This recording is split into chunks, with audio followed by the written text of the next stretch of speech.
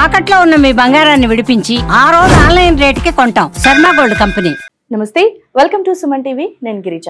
ద్వాదశ రాశుల వారికి మకర సంక్రమణం తర్వాత అసలు ఏ విధంగా ఉండబోతోంది అంటే ఇప్పటి వరకు కూడా రకరకాల సమస్యలతో బాధపడుతూ ఉండుంటారు. సో మరి ఆ బాధలన్నింటి నుంచి విముక్తి కలగాలి అంటే చక్కటి పరిహారాలు తెలియాలి కదా రాశిపరంగా.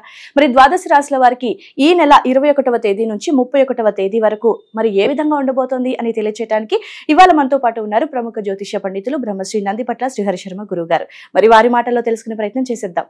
గురువుగారు నమస్కారం. వాగర్థావివ సంపృక్తౌ వాగర్థ ప్రతిపత్తయే జగతః పితరౌ వందే పార్వతీ పరమేశ్వరౌ. సదాశివసమారంభాం శంకరాచార్య మధ్యమాం అస్మదాచార్య పర్యంతం వందే గురు పరంపరాం. ఆదిత్యాయ చ సోమాయ మంగళాయ బుధాయ చ గురు శుక్ర శనిభ్యశ్చ రాహవే కేతవే నమః.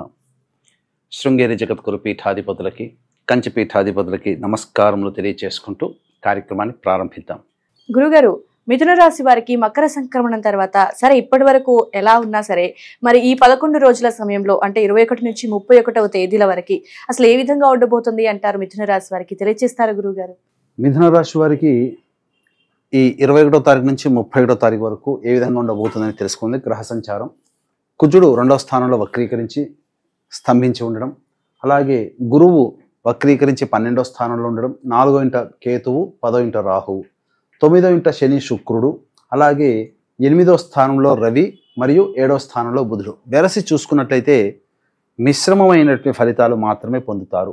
ఒక రకంగా ఇక్కడ ప్రధానంగా మనకు జరిగేటువంటి నష్టం ఏ విధంగా జరుగుతుందో ఈ మిథున రాశి వారికి తెలుసుకుందాం.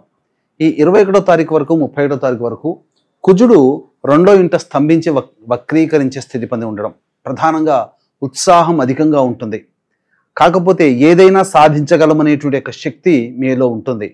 కానీ అత్యుత్సాహము, అతి ఆత్మవిశ్వాసము అన్నింటా అనర్థదాయకమని మిథున రాశి వారు గమనించాలి. మీ యొక్క వాక్కుని ఎంత కంట్రోల్ చేసుకుంటే అంత శుభ ఫలితాలు పొందుతారు అని చెప్పవచ్చు. అలాగే గురువు కూడాను యోగించేటువంటి స్థితిలో ఉండడం, యోగదాయకంగా ఉండడం, ముఖ్యంగా రాని బాకీలు వసూలు అవ్వడం అనేటువంటిది ఈ యొక్క మిథున రాశి వారికి గోచరమవుతున్నాయి. అన్నిటికంటే ప్రధానంగా గమనించుకున్నట్లయితే ఇతరుల యొక్క సహాయ సహకారాలు, చేస్తున్నటువంటి వృత్తి ఉద్యోగ వ్యాపారాల్లో కీర్తి ప్రతిష్టలు, మీరు ఊహించిన దానికన్నా ఎక్కువగా ధనరాబడి అనేటువంటిది ఈ యొక్క మిథున రాశి వారికి పొందబోతున్నారు. ఇక ముఖ్యంగా చూసుకున్నట్లయితే తెలివితేటలు అమోఘంగా ఉంటాయి. కానీ అమలుపరిచేటువంటి విషయంలో బద్ధకమే మిమ్మల్ని ఇబ్బందులకి గురి చేస్తుంది. కాబట్టి ఎప్పటి పని అప్పుడు పూర్తి చేసుకోవడం, బద్ధకాన్ని వదిలించుకోవడం అనేటువంటిది మీరు నిర్ణయం తీసుకోవాలి. ఇక ప్రధానంగా ఉద్యోగార్థులకి మాత్రము, నిరుద్యోగస్తులకి మాత్రము నిరాశ తప్పదని చెప్పవచ్చు.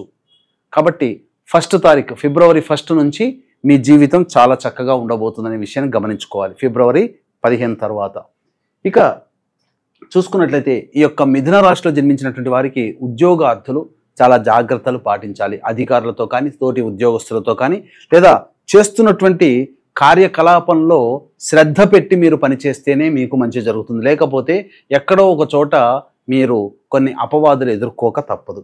ఇక గమనించుకున్నట్లయితే ప్రధానంగా ఈ ఫుడ్కి సంబంధించినటువంటి general stores, super markets, road side vendors, curry points, అలాగే ఎడ్యుకేషనల్ ఇన్స్టిట్యూషన్స్, జ్యువెలరీ రంగంలో ఉన్నటువంటి వాళ్ళు, ఇలా వీళ్ళందరూ కూడాను మంచి లాభదాయకమైనటువంటి పరిస్థితులు ఉంటారు. వాళ్ళకందరికీ కూడాను యోగదాయకంగా గడుస్తుంది. ముఖ్యంగా ఈ కింది స్థాయి ఉద్యోగస్తులు కావచ్చు, అంటే 4th క్లాస్ ఎంప్లాయీస్ ఎవరైతే ఉంటారో, అలాగే మరీ ముఖ్యంగా ఈ సంబంధించినటువంటి మిథున రాశిలో జన్మించినటువంటి స్త్రీలు కొన్ని కష్టములు ఎదుర్కోక తప్పదు, అవమానాలు ఎదుర్కోక తప్పదు. చేయని పనికి చేసినట్టుగా కొన్ని నిందలు పడాల్సినటువంటి పరిస్థితులు ఈ మిథున రాశిలో జన్మించినటువంటి స్త్రీలకి కలుగుతాయి.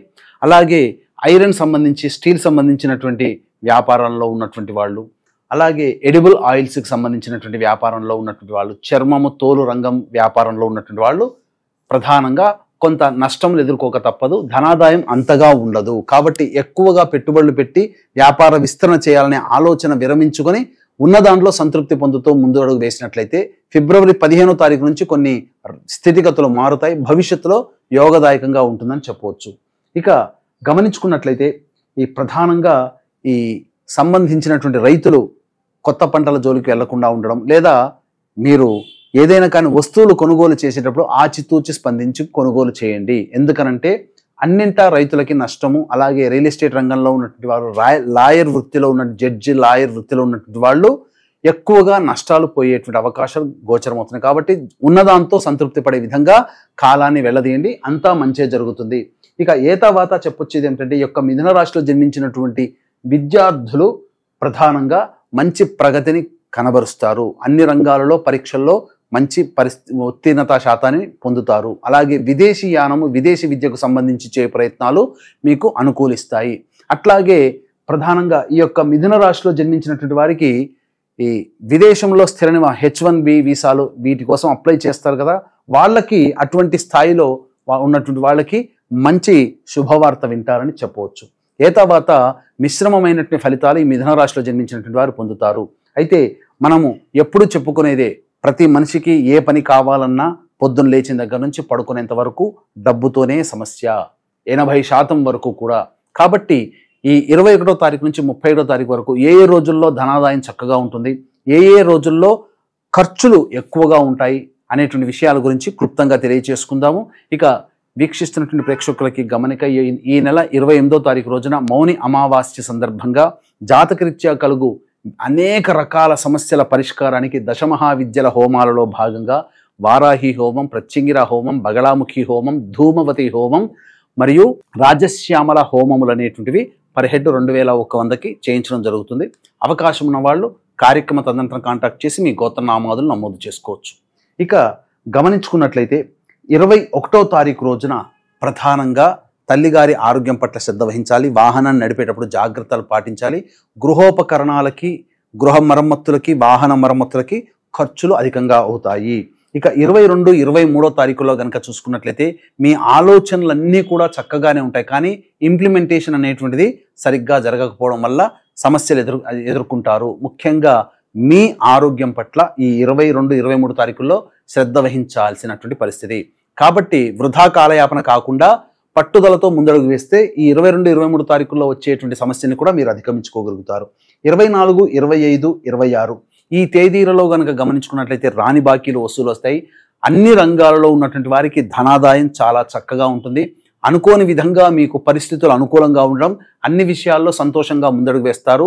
అవసరానికి తగ్గట్టుగా, ఖర్చులకి తగ్గట్టుగా మీకు ధన రాబడి ఉంటుందని చెప్పవచ్చు. 27, 28వ తారీఖుల్లో మీరు చేసేటువంటి ప్రతి వృత్తి వ్యాపారాల్లో ఉన్నటువంటి వారు మీకు అనుగుణంగా మీకు సహాయ సహకారాలు ఎదుటివారి ద్వారా పొందుతారు. రాని బాకీలు వసూలు అవుతాయి. ధన రాబడి చక్కగా ఉంటుంది. అన్నింటా సంతోషంగా కుటుంబ సభ్యులతో, భాగస్వాములతో గడుపుతారని చెప్పవచ్చు. ఇక 29, 30 తారీఖుల్లో జాగ్రత్తలు పాటించండి. ముఖ్యంగా ఉద్యోగస్తులు, ఉద్యోగార్థులు జాగ్రత్తలు పాటించాలి. 29, 30 తారీఖుల్లో ఖర్చు కూడా అధికంగా ఉంటుంది. ఒక జిగ్జాగ్ లాగా ఉంటుంది. మానసిక ప్రశాంతత అనేటువంటిది ఉండదు. 31వ తారీఖు కనుక చూసుకున్నట్లయితే ప్రశాంతత లోపిస్తుంది. సంతానం వల్ల సమస్యలు, ఖర్చులు, సంతానంతో విభేదాలు పెరుగుతాయని చెప్పవచ్చు. కాబట్టి ఏతావాత మిశ్రమమైనటువంటి ఫలితాలు ఈ మిథున రాశి వారు 21వ తారీఖు నుంచి 31వ తారీఖు వరకు పొందుతారని చెప్పవచ్చు. గురుగారు, మరి మిశ్రమ ఫలితాలు చవి చూస్తారు అని అంటున్నారు కాబట్టి, సో మరి ఈ 11 రోజులకి సంబంధించి వారికి ఉన్నటువంటి మరింత సమస్యలని అధిగమించడానికి మంచి పరిహారాన్ని తెలియజేస్తారా గురుగారు? తప్పకుండానమ్మా.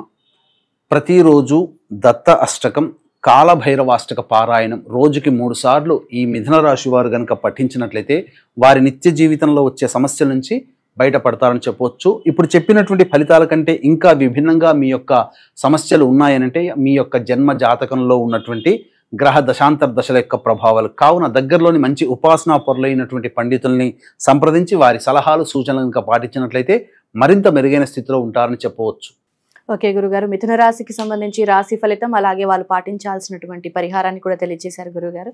ధన్యవాదాలు. సర్వం శ్రీ ఉమామహేశ్వర పరబ్రహ్మార్పణమస్తు.